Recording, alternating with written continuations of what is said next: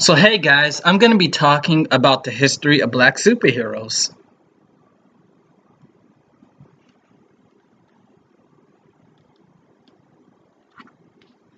So what you can expect. So basically I'm going to be talking about the history of black comic book industries like Milestone Comics and Anya Comics. I'm going to be talking about the historical and political situations that gave rise to a lot of black superheroes. The Black Power movement, the Black Exploitation era, the Civil Rights movement, and the Black Lives Matter movement. And I'm going to give you a timeline of some of the black superheroes from two mainstream comic book industries, Marvel Comics and DC Comics. Black comic book companies. The history of black comic book companies is often overlooked and in the eyes of many, irrelevant. However, it's a very rich history filled with selling out and remaining true to the cause, disagreements, revolutionary ideas, different perspectives of what it means to be black, censorship, etc. The concept of a comic book industry filled with predominantly black writers, publishers, etc. was in itself revolutionary.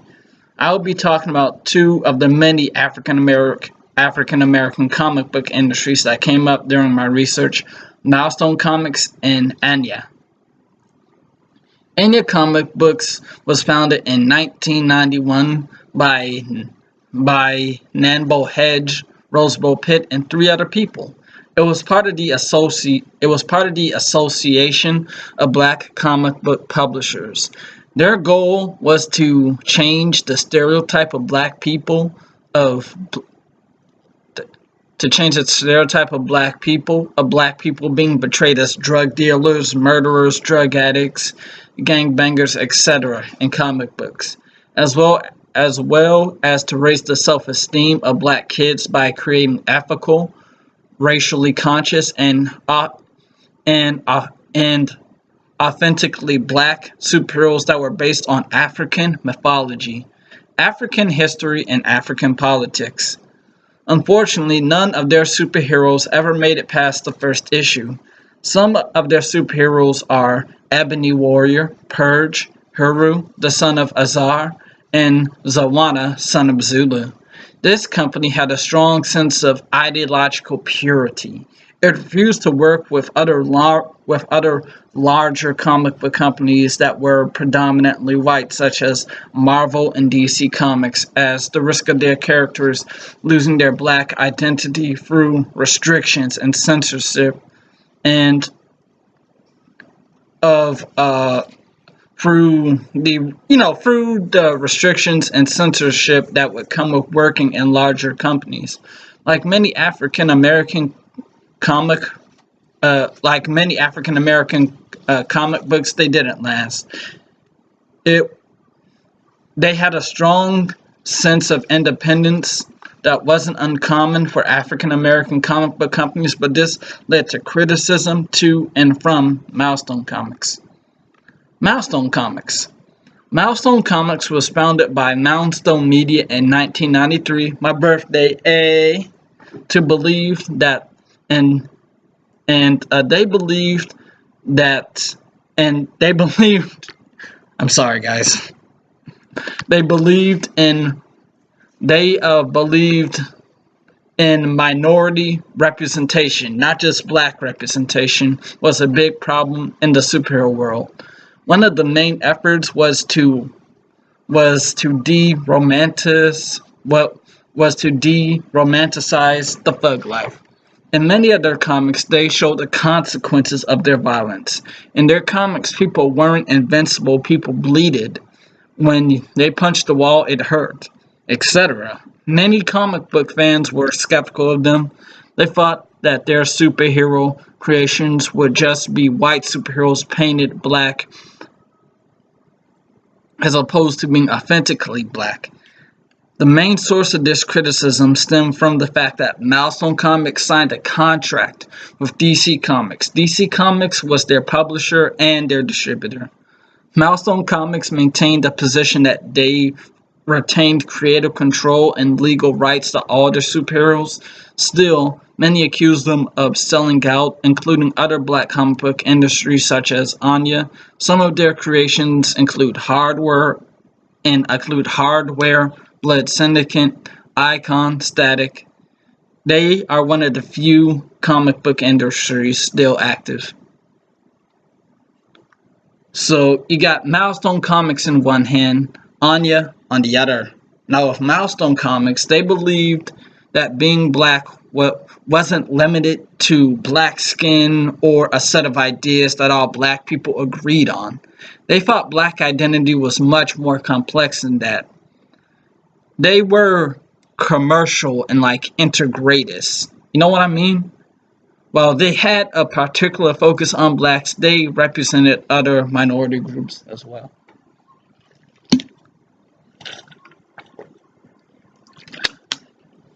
Anya, on the other hand, believed that in being culturally black and putting forth an effort to have their superheroes bring about an unapologetic sense of black pride,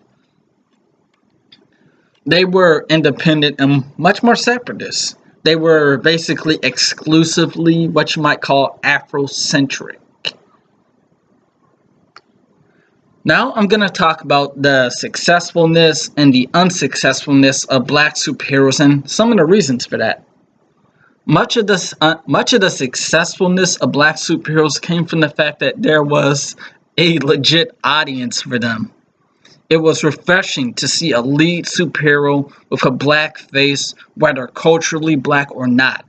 Many of the black superheroes tackle issues that concerned a lot of black people, such as gang violence, teen sex, what it means to be black, racism, politics, etc. Controversially, these circumstances also led to their unsuccessfulness, if that makes any sense. The majority of comic readers were white men between the ages of 8 and 25. One big misconception is that black superheroes were unsuccessful because the majority of the comic book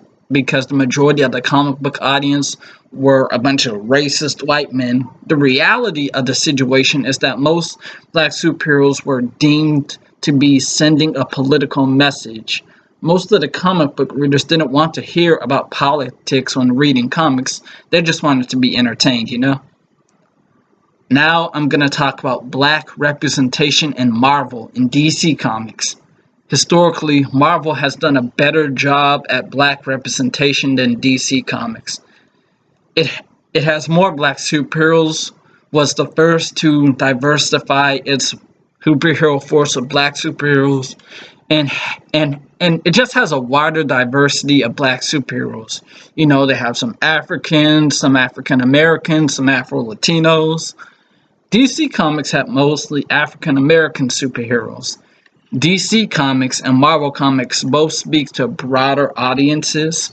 Some of Marvel's lead black superheroes include Storm, Black Panther, Luke Cage, Miles Morales, aka Spider-Man / Arachnid Kid. And some of DC's pioneering black superheroes include Vixen, Cyborg, Black Lightning, and Static.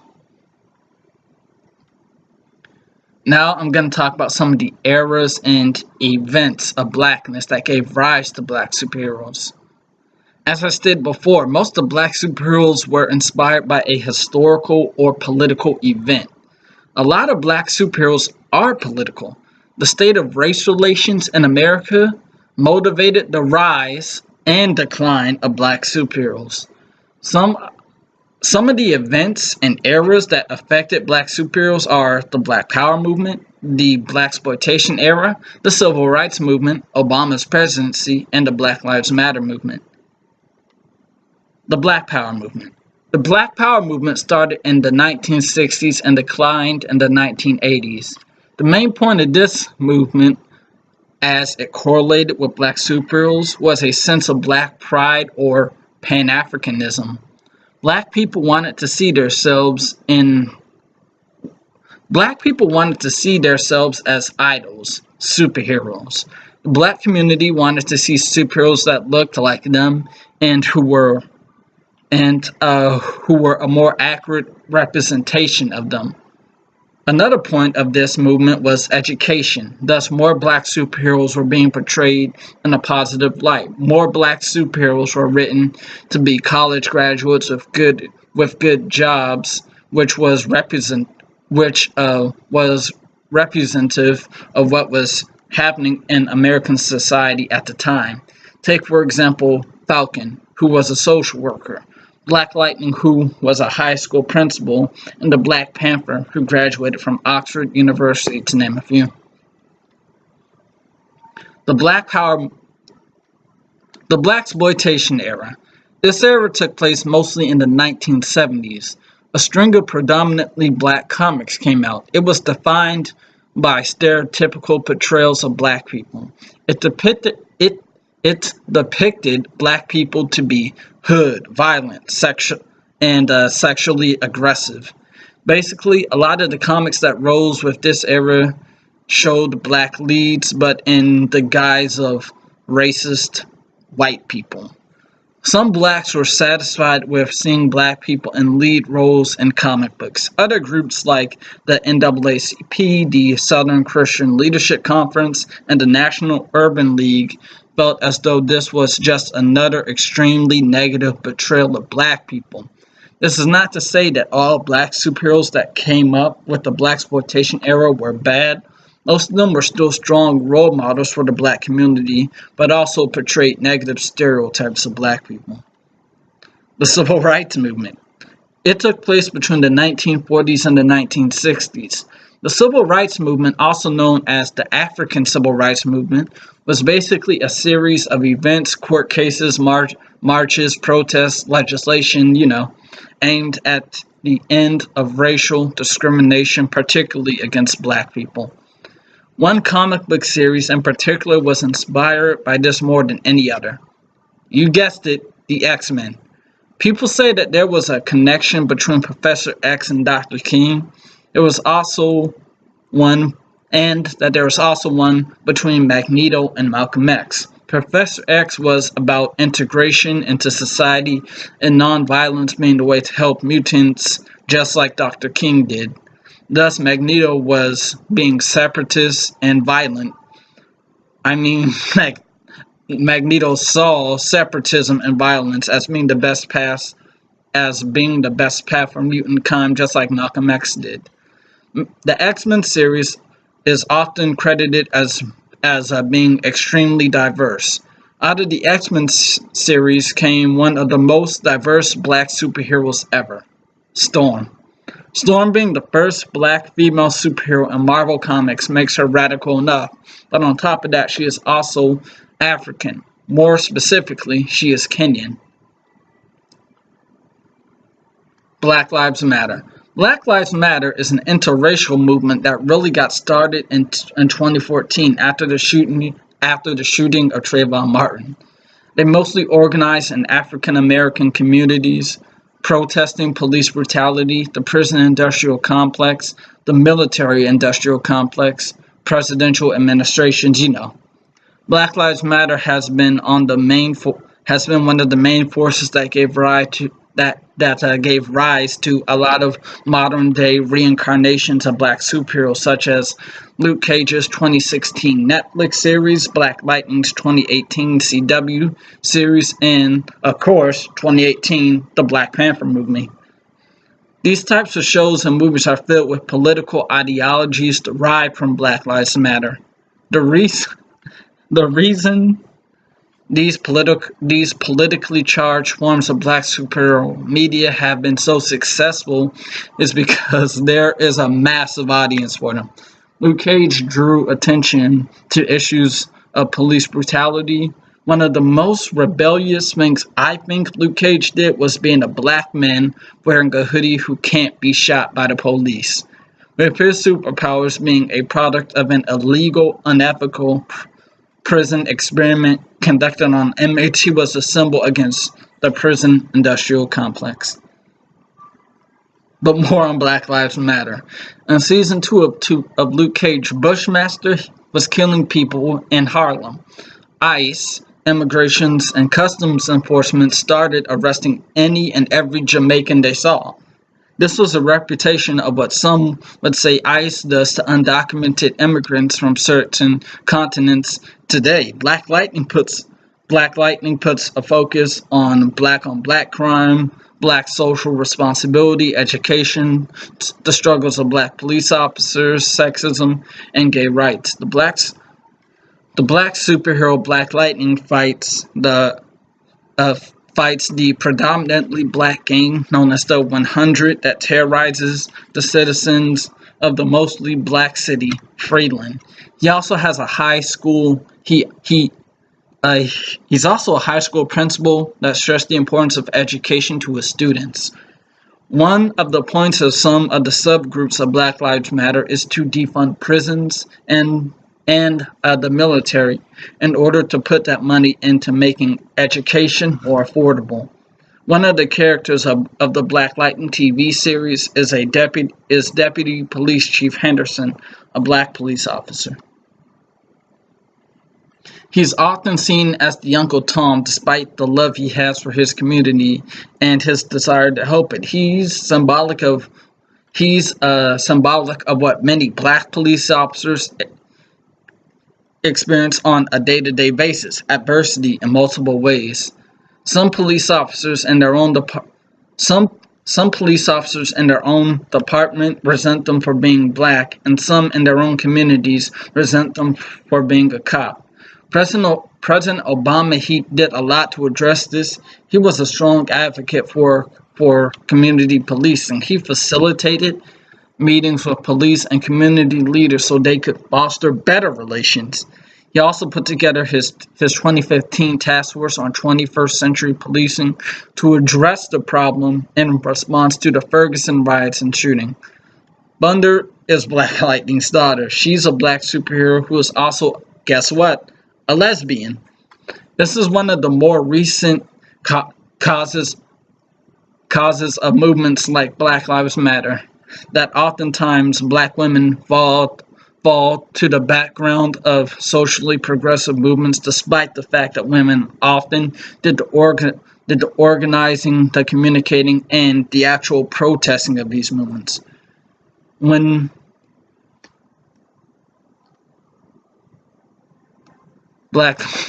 on Black Lives Matter. The 2018 Black Panther movie is hailed as the jewel of black superhero movies. It embraced ideals such as Pan-Africanism, integration, colonialism, feminism, black social responsibility, etc. One concept behind Wakanda is Pan-Africanism / being really Afrocentric. The idea that black people need to stick together and isolate themselves in order to achieve overall success. Many political extremist groups shared this idea, such as the New Black Panther Party, the Brotherhood of Islam, etc. Another concept behind Wakanda is what Africa could be if it had never failed to colonization. Killmonger shares many similarities to Malcolm X, and of course, by contrast, T'Challa shared many similarities to Dr. King.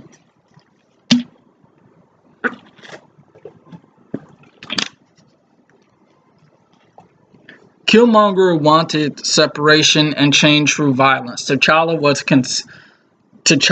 convinced to integrate with the rest of the world, which is really reminiscent of Black Lives Matter, which has been taught to work within the systems and with people that they disagree with.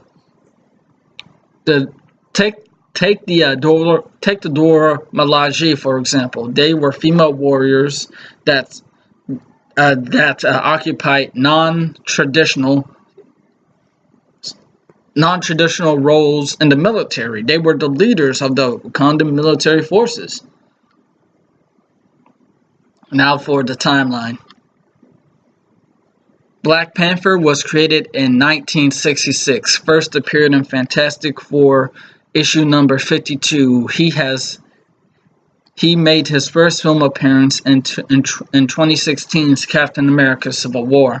Black Panther is the first black superhero to appear in a major comic book. Falcon. Falcon was created in 1969, the first African American superhero and the second black hero in Marvel Comics, introduced in Captain America number 117. He came into his own in 2014, Captain America: The Winter Soldier. Luke Cage was created in 1972. Luke Cage first appeared in Hero for Hire issue number 1. He was a former convict who gained superhuman strength and unbreakable skin in experiments conducted on convicts in prison. Luke Cage was the first black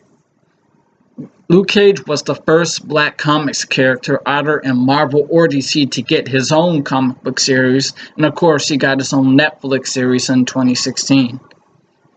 Blade was created in 1973. He first appeared in Tomb of Dracula, issue number 10. He was portrayed by actor Wesley Snipes in the Marvel movies and the comics. Blade, born in London, is English, although black, while his on-screen depictions have him as African American. Storm, 1975. The first black female superhero, is also the first black member of the X-Men. She first appeared in Giant Size X-Men issue number 1. Storm was played by Halle Berry in the X-Men movies. Green Lantern John Stewart, 1971. He was the first black superhero in DC. John Stewart debuted in Green Lantern number 87 in December 1971. He came into his own in the Justice League animated series. Black Lightning, 1977. The second black superhero in DC Comics, Black Lightning first appeared in Black Lightning issue number 1. Black Lightning now has his own TV show via the CW channel, starring Chris Wallace as the hero.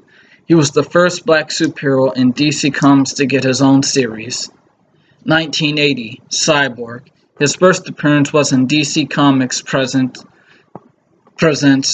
issue number 26. He finally appeared in the movies in a cameo, Batman vs. Superman: The Dawn of Justice, played by Ray Fisher. A Solar Cyborg movie is planned for April 3rd, 2020. Vixen, 1981. Vixen is a comic book character and superhero created by Jerry Conway and Bob Oxnard. She first appeared in Action Comics issue number 521, published by DC Comics. She appeared in TV shows such as Arrow and DC Legends of Tomorrow. She has her own animated movie. Cool. Now, Milestone Comics. 1993, Hardware, created by Don McDuffie and Dean Scowen. Hardware was the first comic printed by Milestone Media and was one of its flag titles. While some critics dismissed Hardware as an angry black man lashing out at the corporate world, Curtis McClaff and Hardware was much more complex than that. The series, according to the creator and primary writer of Hardware, Dwayne McDuffie, is about fathers and sons and resolved primarily around Curtis's relationship with Edwin Eva. 1993, Icon first appeared in Icon number 1 by her own bootstraps. Wow. Icon is the superhero persona of Arnis, aka Augustus Freeman, and member of the Termanian alien race. He crash-landed on Earth in the American South in 1839. Raised as a slave but escaped through the Underground Railroad. Following a series of events, Augustus decides to become a superhero and eventually joins the Justice League after being drafted by Superman. Cool. Still in 1993, The Blood Syndicate. Through Milestone Comics, these are the assorted early 1990s era comic series of urbanized